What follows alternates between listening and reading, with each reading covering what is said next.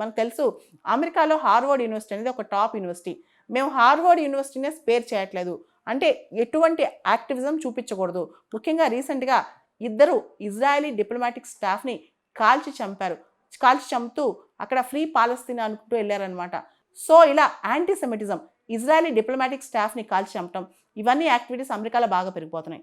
ఇదంతా పక్కన పెడితే ఇంకో విషయం కూడా, ఇంటర్నేషనల్ ఇమిగ్రెంట్ సంబంధించి డొనాల్డ్ ట్రంప్ ప్రభుత్వం కాస్త సస్పీషియస్గా యాక్ట్ చేస్తుంది.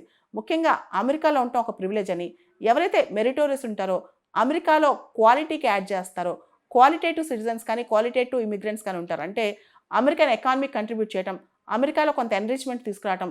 రీసెంట్గా డొనాల్డ్ ట్రంప్ ఈ గోల్డ్ కార్డ్ అని కూడా తీసుకొచ్చాడు, వీసాస్. ఎవరైతే బాగా డబ్బులున్న వాళ్ళో, బాగా అమెరికాకు అవసరం, అమెరికాకి సపోర్ట్ చేయగలరో వాళ్ళని అమెరికాకి ఎక్కువ రానిద్దాం, మిగతా వాళ్ళని అమెరికా నుంచి తోసేద్దాం. ముఖ్యంగా ఎవరైతే అమెరికా నుంచి డబ్బులు బయటికి పంపిస్తారో, రీసెంట్గా డొనాల్డ్ ట్రంప్ ప్రభుత్వం వన్ బిగ్ బ్యూటిఫుల్ బిల్ అని తీసుకొచ్చిందనమాట. ఎవరైతే అమెరికా నుంచి బయట దేశాలకి రెమిటెన్సెస్ పంపిస్తారో, అమెరికాకి వెళ్ళి అక్కడ సంపాదించే డబ్బులు బయటకు వెళ్తాయో ఆ రెమిటెన్సెస్ పైన 5% ట్యాక్స్ వేయాలని ఆలోచన చేయడం, ఇవన్నీ కూడా డొనాల్డ్ ట్రంప్ ఆలోచిస్తున్నారు. అంటే అర్థం ఏంటంటే అమెరికాలో సంపాదన అమెరికాలో ఉండాలి, అమెరికాలో స్టూడెంట్స్ చదువుకోవాలి, ఫారెన్ స్టూడెంట్స్ అమెరికాకు వచ్చినా ఏ విధమైన ప్రొటెస్ట్లో పార్టిసిపేట్ చేయకూడదు, యూనివర్సిటీస్ వాళ్ళ పనిలో వాళ్ళు ఉండాలి.